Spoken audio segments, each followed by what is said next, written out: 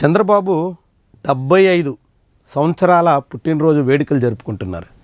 Senior నాయకుడిగా 50 ఏళ్ల రాజకీయ అనుభవం కలిగినటువంటి నేతగా ఆయనకి అనేక రకాల చరిత్ర ఉంది.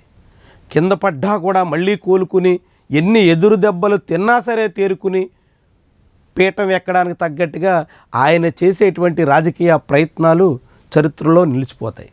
అనేక రకాల కొత్త రాజకీయ నేతలకి ఆయన జీవితం ఒక పాఠంగా ఉంటుంది. అలాంటి చంద్రబాబు ఇప్పుడు 75 ఏళ్ల వయసు పైబడింది కాబట్టి పదవి నుంచి తప్పుకునే ప్రయత్నం చేస్తారా అనేటువంటి ప్రశ్నలు ఇప్పుడు ఉదయిస్తున్నాయి. ఎందుకంటే తెలుగుదేశం పార్టీలో 3వ తరం నేతగా నారా లోకేష్ ఇప్పటికే ఎస్టాబ్లిష్ అయ్యారు. చంద్రబాబు తర్వాత లోకేష్ అనేటువంటి అభిప్రాయం అందరిలో కలిగించారు.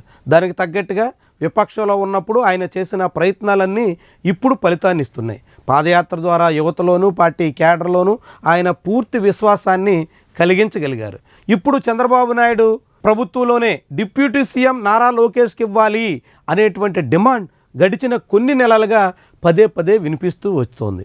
అయితే అటువైపు నుంచి జనసేన అధినేత ఒత్తిళ్ల కారణంగా నారా లోకేష్కి ప్రమోషన్ విషయాన్ని తెలుగుదేశం పార్టీ అధినేత తాత్సార్యం చేస్తూ వస్తున్నారు. దాన్ని కాలం గడుపుతూ నడిపేస్తున్నారు. కానీ ఇక 75 ఏళ్ళు నిండినటువంటి చంద్రబాబు స్థానంలో నారా లోకేష్ నాయకత్వం రావాల్సిందే అనేటువంటి డిమాండ్ మరింత వేగంగా ముందుకు తీసుకొచ్చే ప్రయత్నం టీడీపీ నాయకత్వం చేస్తున్నట్టుగా భావిస్తున్నారు. దానికి తగ్గట్టుగానే ప్రస్తుతం యూరప్లో ఉన్న చంద్రబాబు నాయుడు కుటుంబంలో ఒక అవగాహనకు వస్తున్నట్టుగా చాలామందే అంచనా వేస్తున్నారు. కుటుంబంలో వచ్చినటువంటి అవగాహనకి తగ్గట్టుగా ఆ తర్వాత పార్టీలో ఉమ్మడి నిర్ణయంగా దాన్ని ప్రకటించి తదనంతరం పార్టీ నాయకత్వ మార్పిడి తొలుత చేస్తారు అనేటువంటి ప్రచారం ఊపందుకుంది.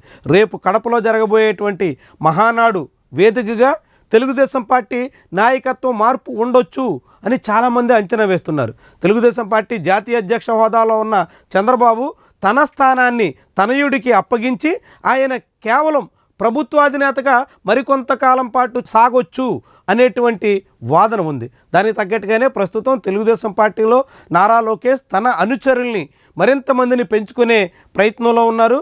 అందుకు అనుగుణంగానే పోలిట్ బ్యూరోలో కూడా చాలామంది సీనియర్లని పక్కన పెట్టి జూనియర్లకి అవకాశం ఇవ్వబోతున్నట్టుగా ఆయన వెల్లడించేశారు.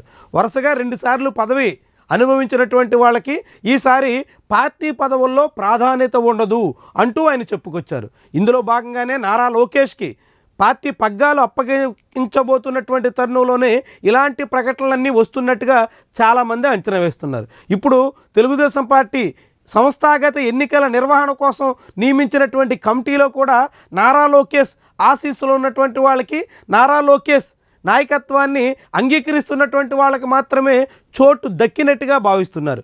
ఇవన్నీ కూడా మే నెలలో జరగబోయేటువంటి కడప మహానాడు వేదికగా టీడీపీ నాయకత్వ బాధ్యతలు చంద్రబాబు నుంచి 3వ తరం నాయకుడికి అప్పగించేదానికి సంకేతంగా అనేక మంది చెప్పుకొస్తున్నారు. మరి ఇదే నిజమైతే ఇప్పుడు తెలుగుదేశం పార్టీ జాతీయ అధ్యక్ష బాధ్యతలను నారా లోకేష్కి అప్పగించే పరిస్థితి వస్తే ఆ తర్వాత చంద్రబాబు స్థానంలో ముఖ్యమంత్రిగా నారా లోకేష్ ఎప్పుడు బాధ్యతలు స్వీకరిస్తారు అనేటువంటి ప్రశ్న ఉదయిస్తుంది. ఎందుకంటే 1995లో ఆగస్టులోనే తెలుగుదేశం పార్టీలో వ్యవహారం తారుమారయ్యింది. అప్పటి వరకు ముఖ్యమంత్రిగా ఉన్న ఎన్టీ రామారావుని దించేసి నారా చంద్రబాబు నాయుడు నాయకత్వ బాధ్యతల్లోకి వచ్చారు.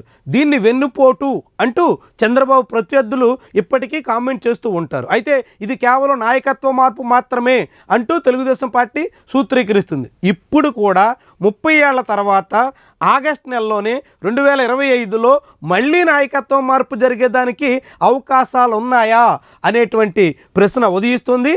రేపు మేలో నిజంగానే నారా లోకేష్ తెలుగుదేశం పార్టీ జాతీయ అధ్యక్ష స్థానంలోకి వస్తే ఆ తర్వాత అనివార్యంగా కొన్ని నెలలకే ముఖ్యమంత్రి పీఠాన్ని కూడా అధిరోహించడం ఖాయం కాబట్టి అది ఆగస్టు లేదా సెప్టెంబర్ మాసాల్లో జరిగిన ఆశ్చర్యపోవసరం లేదు అనేటువంటి వాదన కూడా ఉంది. అది ఎప్పుడు జరుగుతుంది, ఆయన ఎప్పుడు అవుతారు అన్నది చంద్రబాబు నిర్ణయాన్ని బట్టి ఉంటుంది. చంద్రబాబు అందుకు అనుగుణంగా ఎప్పుడు లైన్ క్లియర్ చేస్తారు అన్నది కూడా ముఖ్యమైనటువంటి అంశం. చంద్రబాబు నిజంగానే లైన్ క్లియర్ చేసినప్పటికీ పవన్ కళ్యాణ్ ఏ రీతిని స్పందిస్తారు, జనసేన వైపు నుంచి వచ్చేటువంటి ఒత్తిళ్లను టీడీపీ నాయకత్వం ఏ రీతిని ఎదుర్కొంటుంది అన్నవి కూడా ముఖ్యమైనటువంటి అంశాలు.